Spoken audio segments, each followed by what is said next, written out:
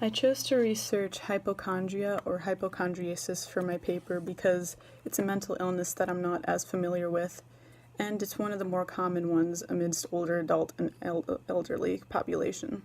So basically, according to the University of Maryland Medical Center, hypochondria is a fear of having a serious illness even though there's no evidence. It's usually a misinterpretation of normal body functions. To get diagnosed with something like this, you need to have a preoccupation of it for at least 6 months.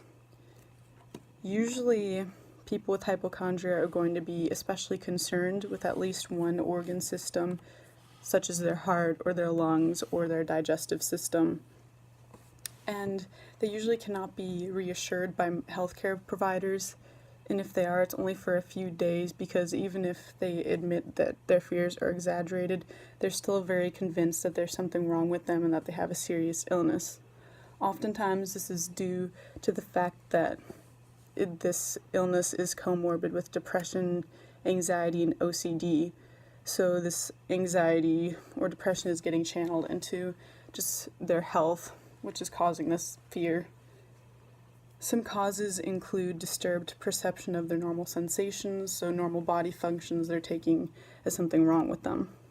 There's also the belief that their illness is deserved for some reason, such as them doing something wrong in the past and now they feel like they deserve to have a serious illness, such as cancer or heart disease.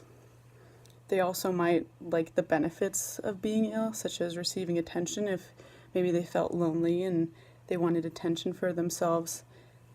Having this fear of an illness, they feel like they could get that attention. And of course, it could be comorbid with anxiety and depression. According to the Anxiety and Depression Association of America, the prevalence is 3 to 10% in older adults, obviously in America. Also, according to both Harvard University and the University of Maryland Medical Centers, there's a few different treatments. So you could treat it comorbidly with other mental illnesses, which may mean antidepressants or SSRIs or other drugs. But also, according to Harvard, antidepressants or SSRIs may help even if you don't have another illness along with it.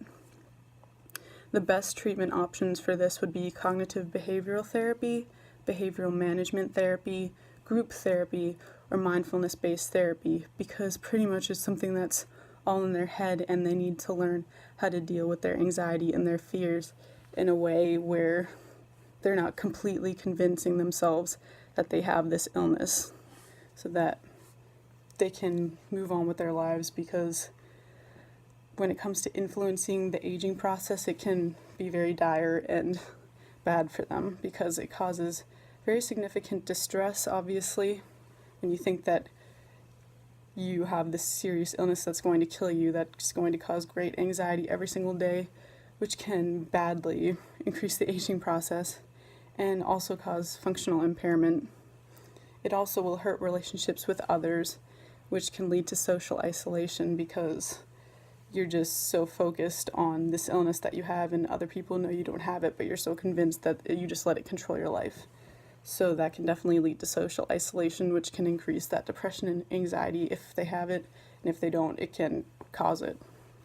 It's also going to affect job, hobbies, and just normal daily activities.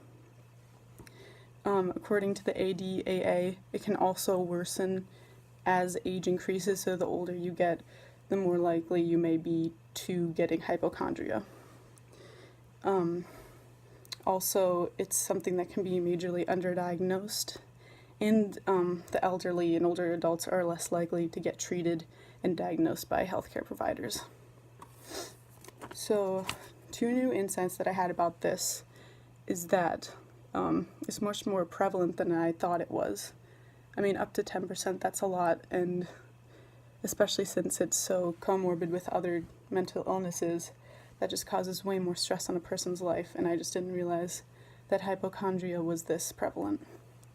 Also, how underdiagnosed mental illnesses in older adults are, especially hypochondriasis, and with this mental illness, and the fact that they are not actually ill, I'm sure that healthcare providers are going to be even less likely to want to treat them because they're frustrated and annoyed that even though it's wrong of them to feel this way, that they're having to deal with someone who doesn't actually have an illness and they just want to get them out. So that really surprised me how underdiagnosed older adults and elderly are with mental illnesses, especially this.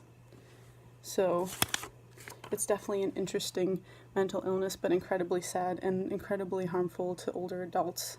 And hopefully I can become more aware and others can become more aware of this horrible disease.